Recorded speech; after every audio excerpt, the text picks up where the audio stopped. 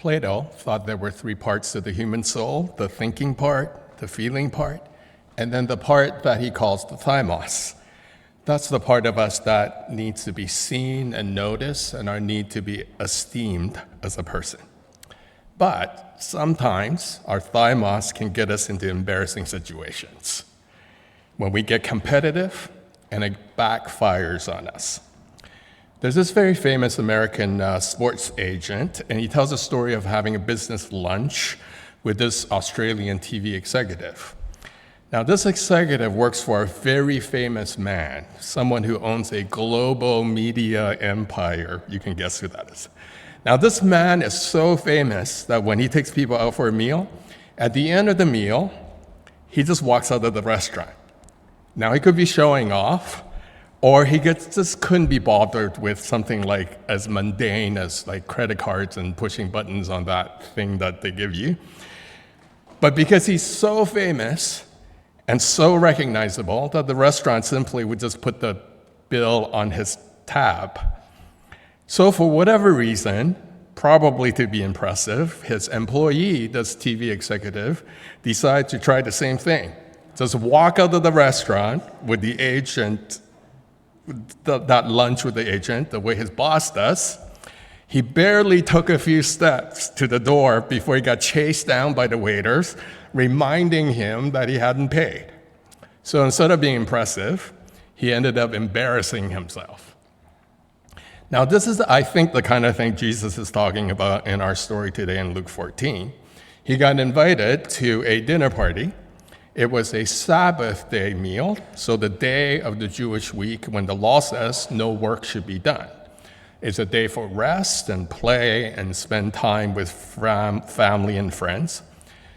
And when Jesus sees the politicians working the room, trying to jockey for the more important seats, trying to outdo each other, Jesus decided to say something about it to his disciples.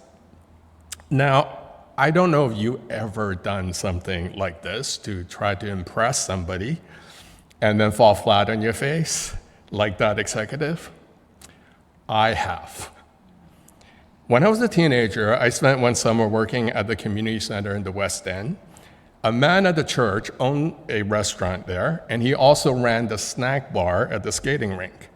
So I mostly worked at the restaurant, and one of my church friends worked at the snack bar, but sometimes we would swap jobs. So we got to know the staff at the ice rink, and they would invite us to join them when they have after-hours skating parties and that sort of thing.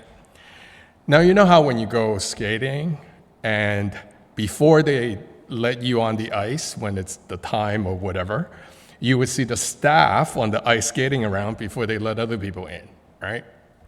So there was a day when my brother and his friends came skating, and I decided to seize the opportunity to show how special I am. So as they were waiting for the gates to open, and the staff were just skating around, I decided to jump on the ice. Disaster.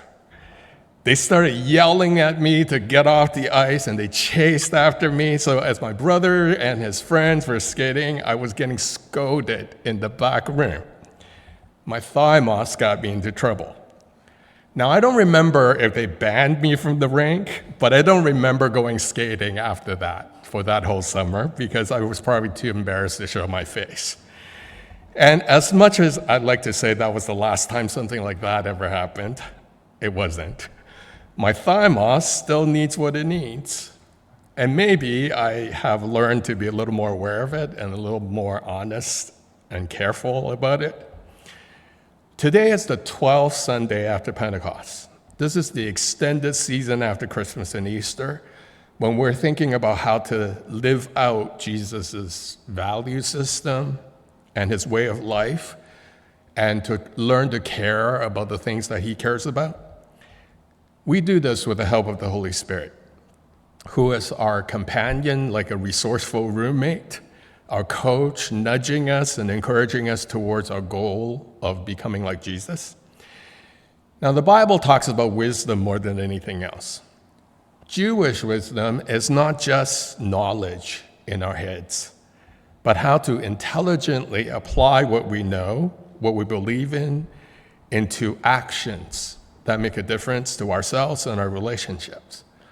So the Holy Spirit coaches us to become wise, to help us to grapple so that the words and teachings of the Bible would actually become something that we do in situations when pastors call when the rubber meets the road. That is how to be wise when it counts. So we have a prayer, I hope, that we can pray together. Awesome. Let's pray that. Inviting God, laying open our table to those without status or power, and setting a place for the foreign and the unwanted, overturn our tables of power and teach us to receive bread from strange and wounded hands. Through Jesus Christ, the one given for all. Amen. Now, the dinner party Jesus was at was hosted by this prominent Pharisee. The Pharisees were one of the factions on the Jewish High Council. They were the new party, the minority party, not like their colleagues, the Sadducees, who came from priestly families. So they were the old guards with the old money. So one of the things the Pharisees were obsessed about was how to make their old religion relevant in their time. So they were always questioning the old ways, the old rituals, and that's how they got the name, the noisy ones, the people who are always squawking, asking the questions and always looking for an argument. But to be fair, this thing they're doing at the dinner to get ahead, it's a matter of survival for them because they live in empire. And in empire, power and influence is crucial. And to get that, they need to know the right people and to be noticed. And of course, they must seize every opportunity to advance their social and political standing. And that's why they could never let their guard down, not even at a dinner party on the Sabbath. Now, it's not clear to me what to do with what Jesus says at a dinner party. So he points out to his disciples that competing for the good seats is actually a dangerous strategy that can backfire.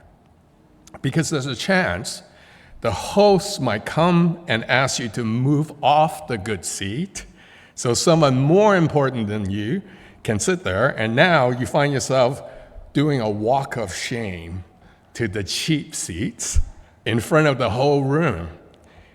Is that guy being chased down by the waiters?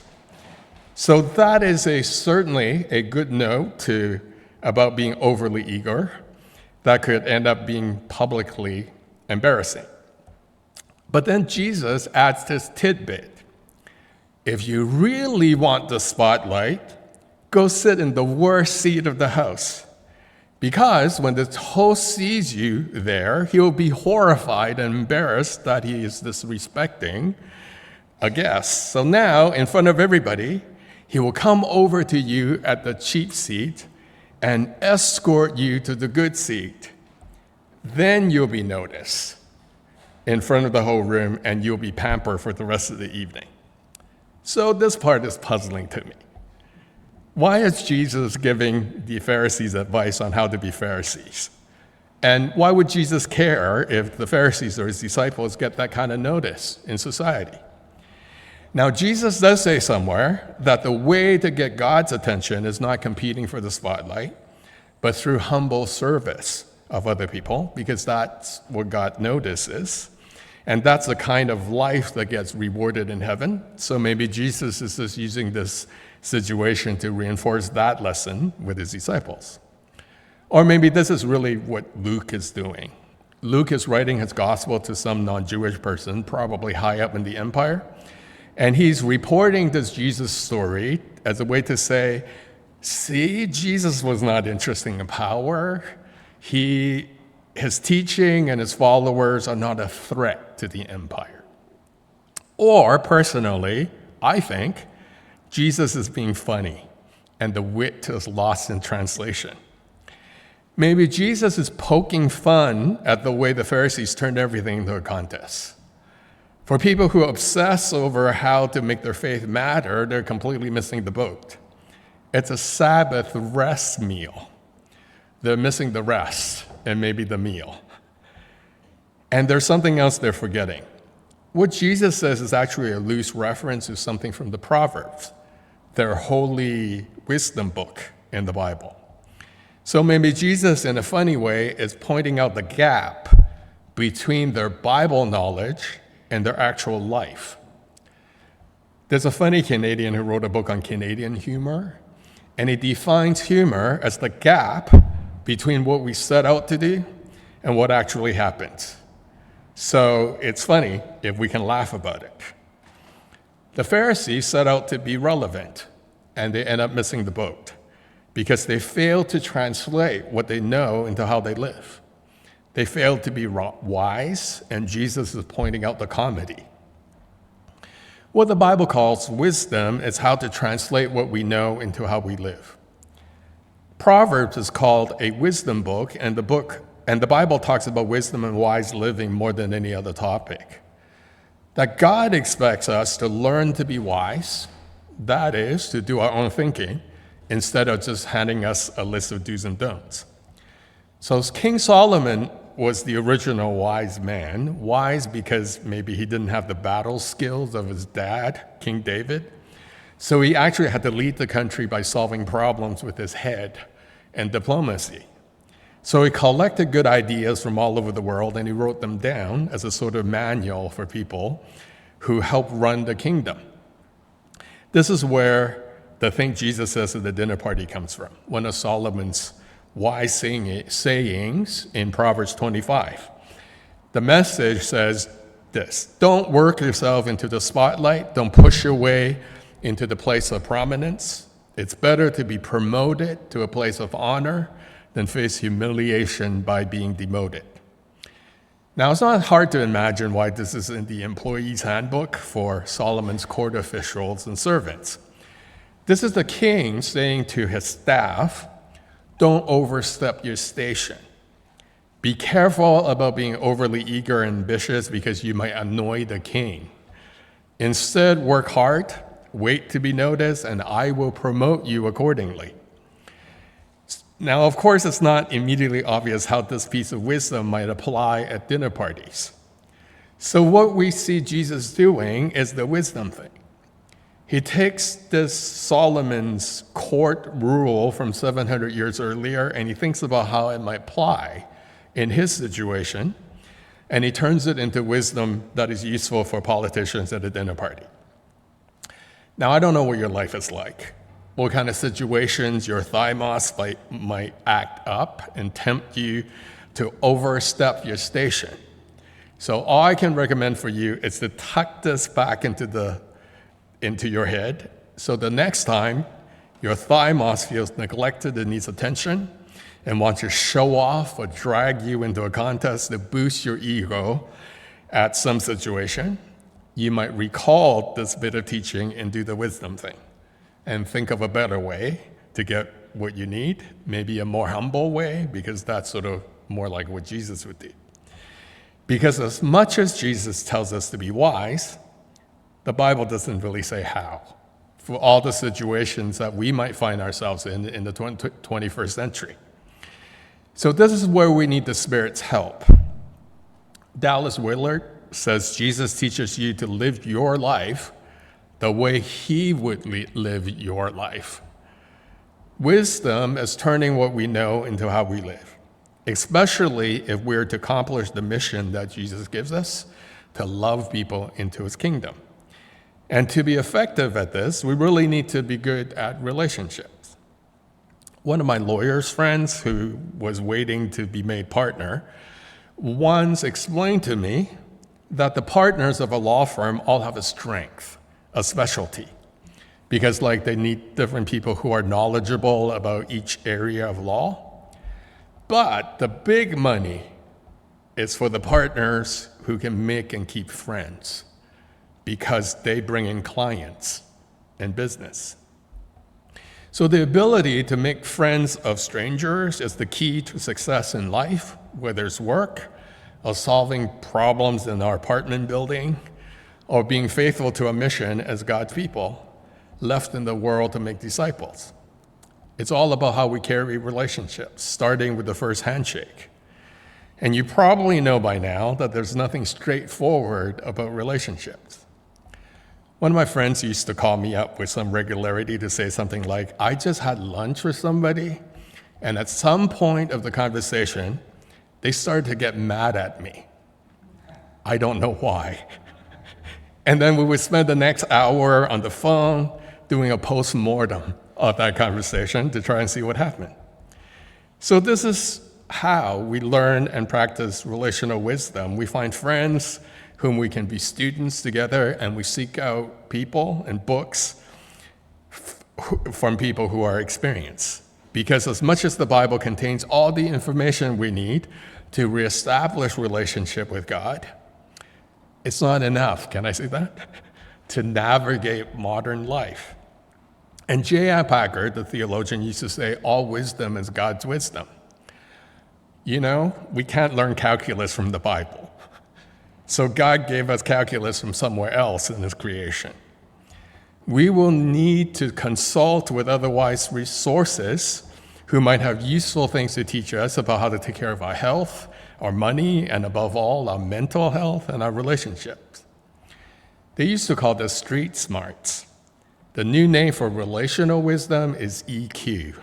It's emotional intelligence that we need in relationships. So IQ is knowing a lot of stuff. EQ is knowing when and how to use what we know. And honestly, doing calculus is a lot easier than knowing what to do in challenging relationships. So Larry Crabb, the psychologist, says nothing makes us feel more inadequate than our problems from relationships. And for my master's degree in biomedical engineering, I had to do 2 hospital internships. So the first one was at the Children's Hospital, and it went very smoothly, partly because Children's had a very cheerful culture as far as hospitals go, and partly because all the people there in the engineering department really took care of me. They planned out things for me to do that would be good learning, and even when I made mistakes, they were very kind and patient and never got mad at me. And then I went to the second hospital, and it was like stepping into the twilight zone.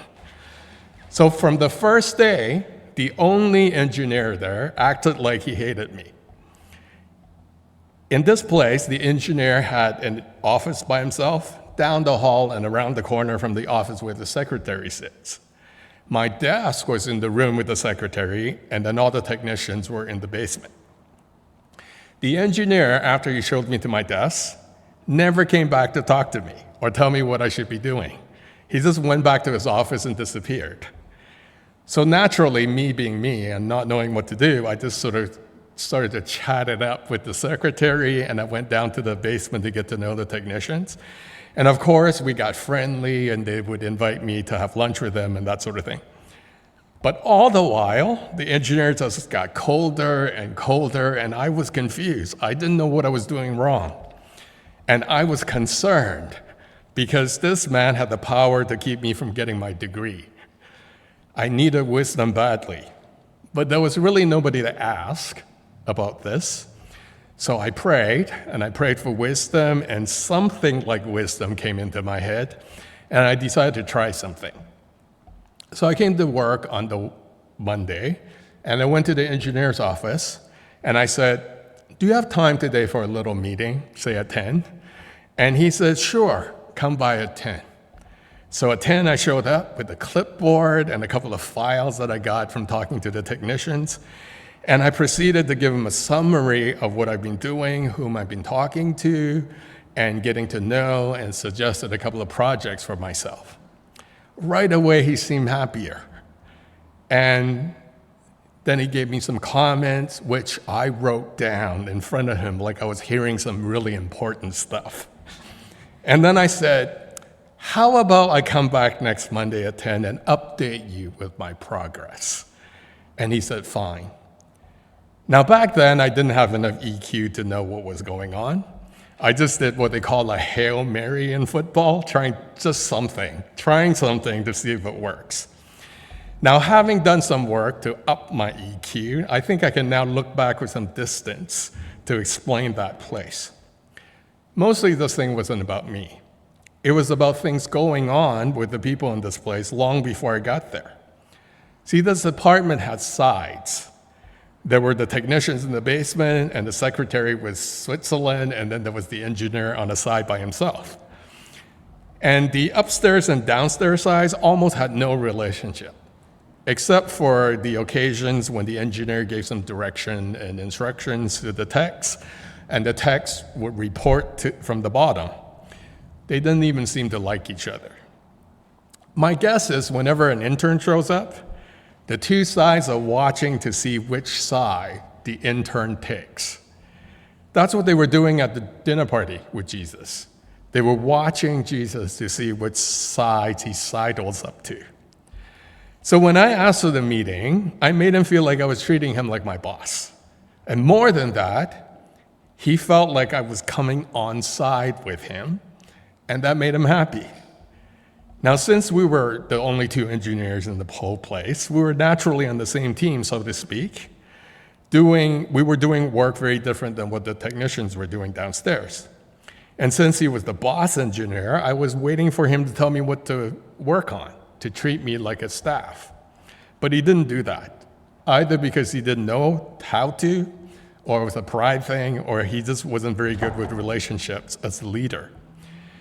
And just because I was on the engineering side of things, it shouldn't mean that I couldn't also be friendly with the technicians, since we actually all worked together. It's just that they did the more hands-on things. But that was the dysfunction of this place, that somewhere along the way, the relationship took a wrong turn. When I took the initiative to ask for a meeting, I was doing what MBA school calls upward management. That's when your boss doesn't know what to do, and you have to be the boss of your boss so you don't get fired. So after my meeting, about 2 more meetings, our relationship changed. It worked so well, we didn't need any more meetings. And he didn't seem to mind as much that I was friends with all the technicians, because I wanted to have a different relationship with everyone than what was there before. So I survived my internship, I got my degree, but I never got a glowing evaluation from this guy. In fact, he wrote something very puzzling. He said, "Nick was hard to read." I had a hard time figuring out what he was thinking. That made me chuckle. I thought, in his eyes, of course, I was the one with the problem. Now, that sports agent wrote a book called What They Don't Teach You at Harvard Business School. And it's all about wisdom for navigating these sort of complicated relationships with complicated people. It's things that no school can teach you. So one advice he gives is to watch carefully, listen carefully, and talk less when we meet someone. So we know what people are comfortable with and what boundaries they never cross.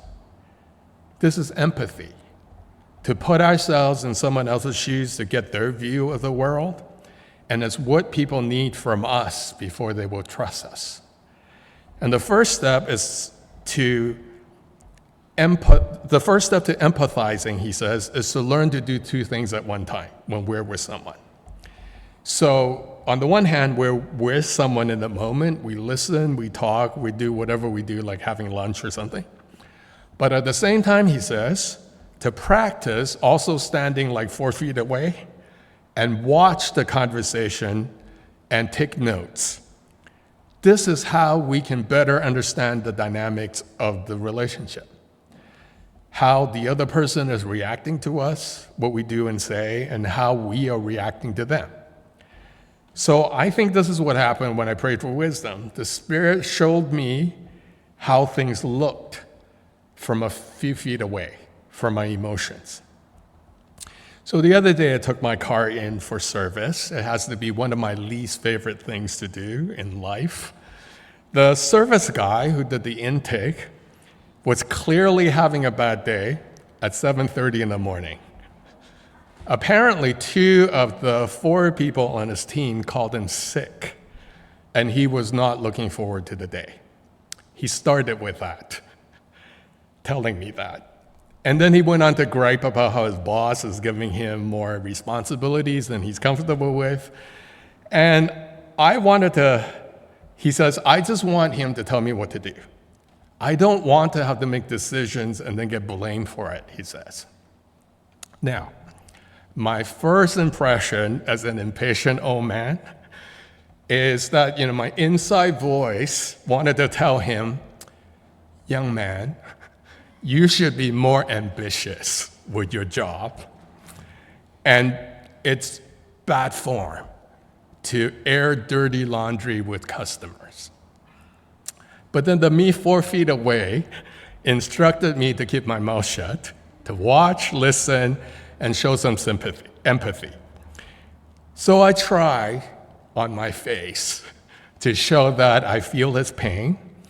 I asked him this and that to show that I'm paying attention. And then I left him the key and I went to sit in the waiting room. Now, funny thing happened when the car was ready. As he's sort of doing the paperwork, he says, oh, I never asked you what you did, which is usually when the conversation gets interesting. So I said I had been an engineer, but now I went to work as a pastor in the church. Oh, he says with some intrigue, were you brought up in a Christian home? What made you make that change? So I gave him like a short version of that story. So then I asked him, what about you? He said, well, my mom is Buddhist, but I'm not religious.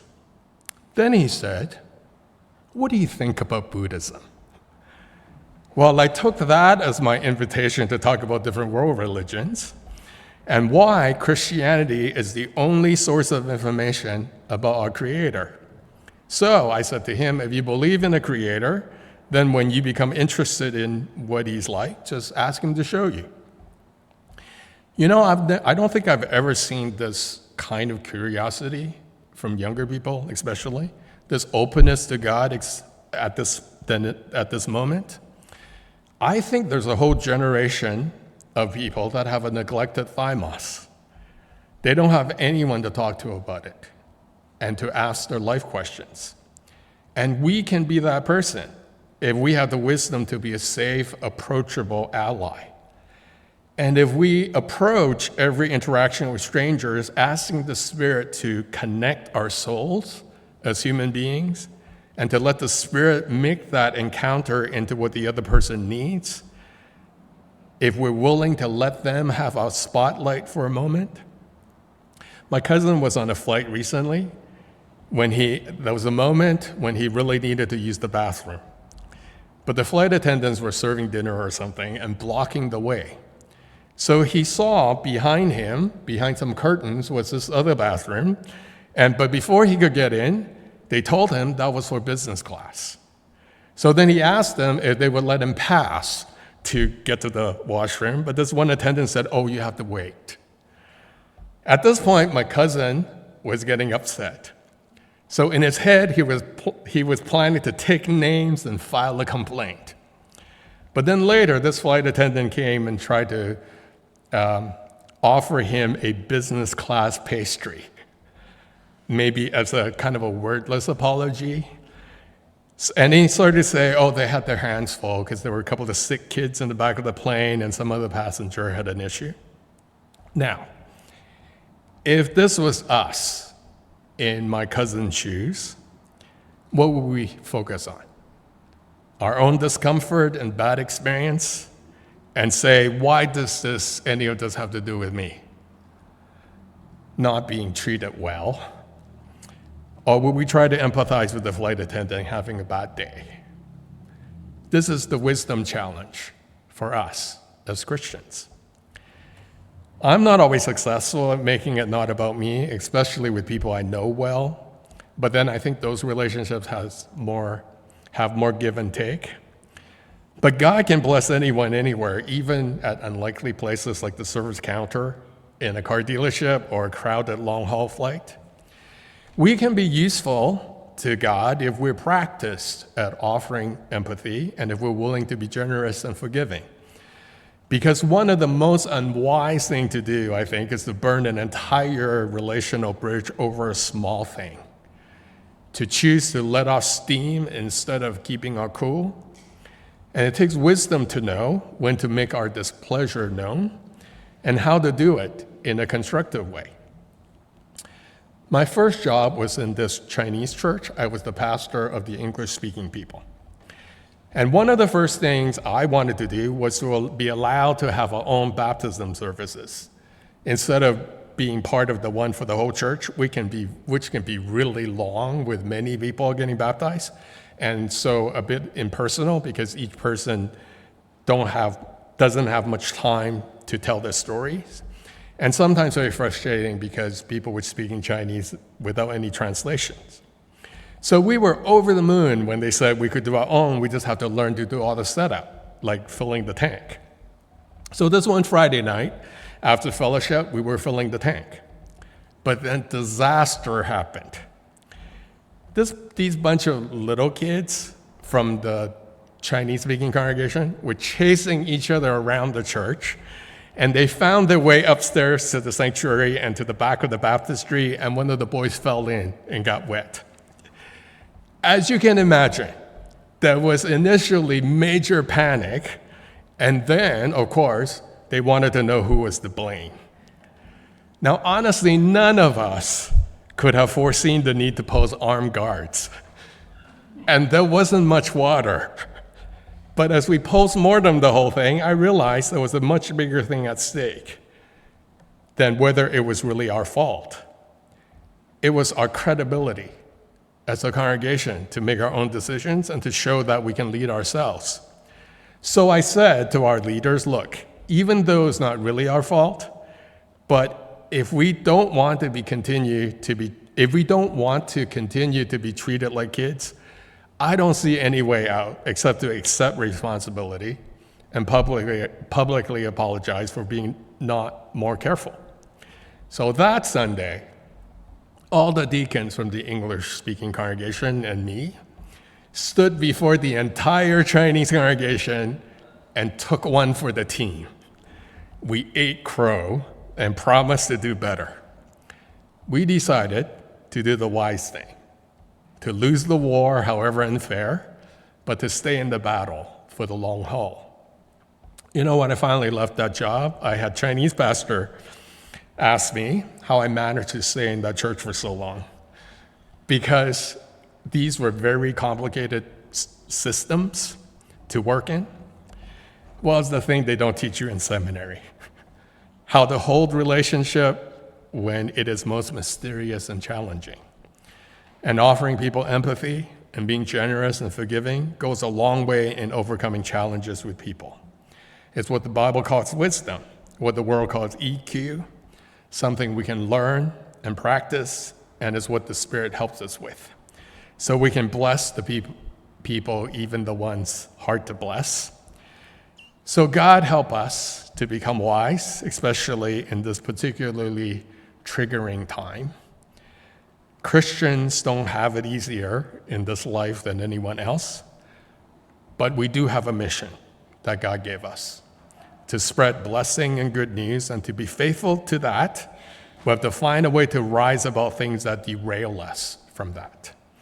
So regardless of our circumstances, God can use us to bless people into his kingdom, to offer a safe anchor for thymoses feeling adrift and invisible, a community where they are seen and heard and appreciated. Let me read you a blessing called for a blessing for when you realize everyone is struggling.